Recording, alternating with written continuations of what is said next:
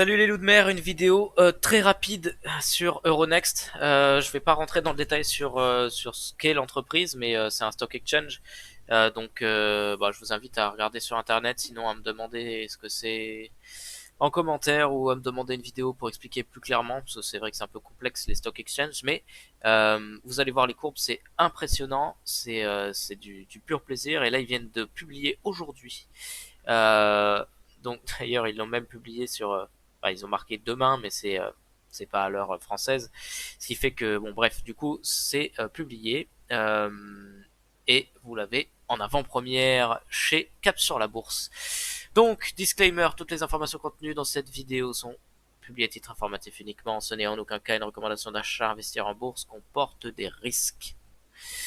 Donc, on va regarder rapidement la courbe, les résultats du coup, pardon, de l'entreprise sur les 4 dernières années, 5 dernières années si on prend en 2021, mais on n'a pas l'année complète, donc elle n'y est pas. On voit que ça fait que monter, monter, monter, surtout au niveau chiffre d'affaires. Chiffre d'affaires, ça monte à balle. Au niveau du bénéfice net, c'est un petit peu plus incertain, mais clairement, ça monte. Et alors là, en 2021, les gars, vous n'êtes pas prêts à quel point ça va monter. Et en fait, ils ont racheté la bourse italienne, notamment, mais ils ont augmenté du coup. En fait, Euronext, il faut comprendre que globalement, c'est la bourse française, mais ça va plus loin que là, plus loin que ça finalement, parce que c'est quasiment la bourse européenne. C'est sur Euronext que beaucoup d'entreprises les plus importantes sont cotées.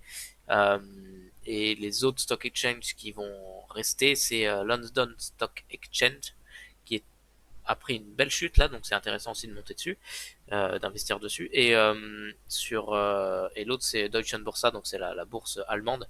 Mais sinon, globalement, Euronext a en plus acheté la bourse italienne, ce qui fait que ça devient vraiment le monstre européen. Ok, donc du coup, on voit que c'est de plus en plus haut. Et déjà de 2019 à 2020, on a pris quasiment plus 50% de plus. Ok, donc c'est énorme en une année. Et on voit que là, on continue à augmenter, sachant que en 2020, on a fait du 600 millions. Euh, Là, on a chopé 100 millions en mars, on a chopé quasi 100 millions en juin. Et en septembre, donc on va regarder les chiffres tout de suite de ce qui a été publié. Hop, les voilà. Donc du coup, c'est vachement intéressant parce que on voit net income ici, c'est le chiffre qu'il faut regarder. Par rapport à 2020, donc on a fait plus 64%, et on a augmenté aussi par rapport au deuxième trimestre qu'on voit ici, je le rappelle. Non, pas du tout, qu'on voit ici. Donc du coup, deuxième trimestre, on avait fait moins de 100 millions. En fait, on n'a jamais fait plus de 100 millions sur un trimestre, c'est la première fois. Et donc du coup, c'est ici.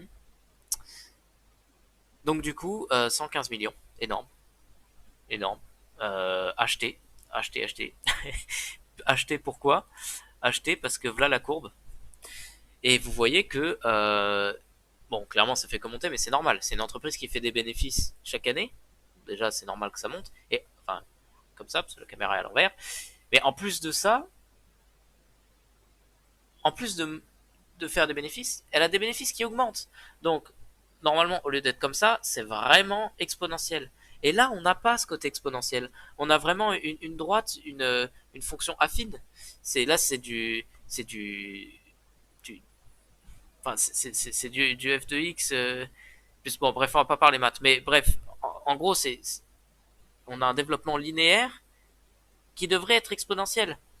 Et, euh, et là, ça va partir. Là, clairement, demain, ça ouvre. Personnellement, bon, évidemment, j'ai déjà des actions Euronext, mais quand ça va ouvrir, je vais en rajouter, franchement, pas mal.